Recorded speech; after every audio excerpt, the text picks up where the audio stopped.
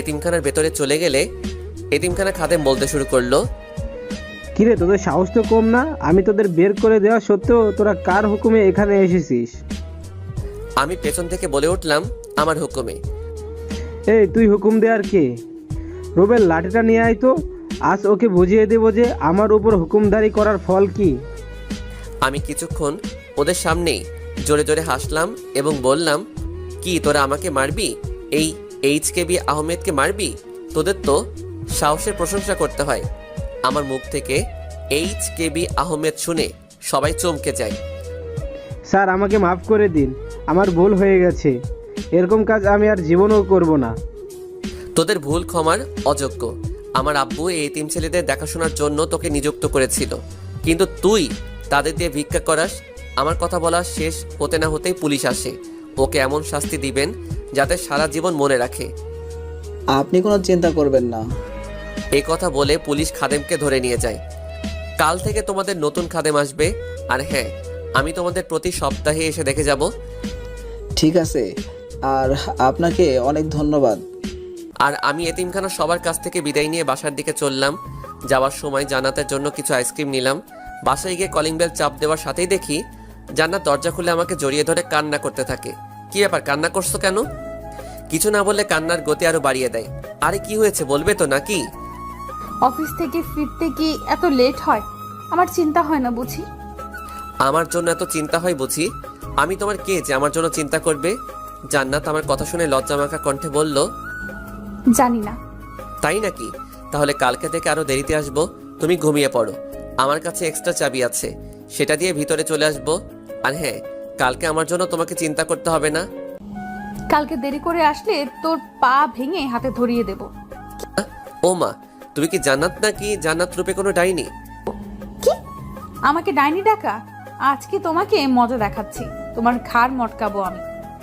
এই কথা বলে যে জান্নাত আমাকে ধরতে আসবে, ঠিক তখনই জান্নাতকে কোলে তুলে নেই। এই, আমাকে কোল থেকে নামা। চমকে উঠে মনে মনে বললাম, কি মেরে বাবা, যেখানে আপনি ছাড়া কথা বলে না সেই মেয়ে তুই করে বলছে। মনে হয় আসলেই ভূতে ধরেছে। কি হলো, নামাচ্ছিস না কেন? না, আমি নামাবো না। নামালে যদি তুমি আমাকে মারো?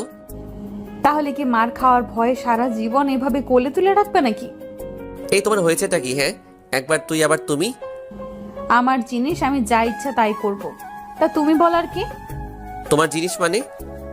হ্যাঁ, আমারই তো জিনিস। আমি তোমাকে দুদিনেই অনেক ভালোবেসে ফেলেছি। তুমি কি হবে আমার পথ চলার সাথী? রাখবে কি সারা জীবন তোমার কাছে বাঁধি? কথা শোনার জন্যই তো আমি অনেকক্ষণ থেকে অপেক্ষা করছি। আমি তোমাকে ভালোবাসি, কিন্তু এখন তোমাকে আমার কোল থেকে নামতে হবে। তোমার ওজন আমার হাত পুরাই শেষ। কি? আমার ওজন অনেক? তুই বলতে চাস আমি মোটা? এই, তুই আমাকে নামা, না হলে আমি তোকে তোর কোল থেকেই ঘাড় মটকাবো।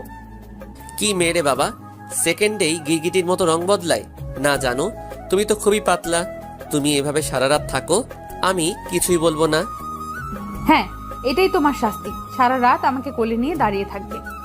আসলে হয়েছে কি জানো, দুপুরে তুমি খেয়েছো কি না না খেয়েছো এই কথা মনে করে দুপুরেও খাইনি, যাতে রাতে তুমি আমাকে খাইয়ে দাও সেজন্য। কি? তুমি দুপুরে খাওনি?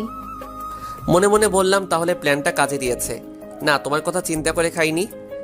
তুমি আমাকে এত ভালোবাসো? হ্যাঁ, জীবনের থেকেও বেশি। তাই নাকি? হুম। তাহলে আমাকে ওইভাবেই রান্নাঘরে নিয়ে যাও, আমি তোমাকে খাইয়ে দিচ্ছি, কিন্তু কোল থেকে নামানোর চেষ্টাও করবে না। কিন্তু? কোনো কিন্তু নয়, যা বলছে তাই হবে। আর হ্যাঁ, আমিও দুপুরে খাইনি। জানো, আমার শাস্তিটা কি কোনোভাবে কমিয়ে দেওয়া যায় না?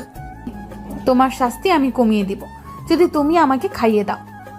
সে আর বলতে, আমি তোমার কথাই রাজি। ঠিক আছে, এখন আমাকে নামিয়ে দাও।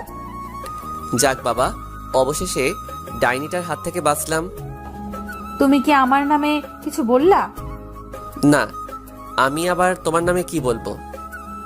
না বললেই ভালো।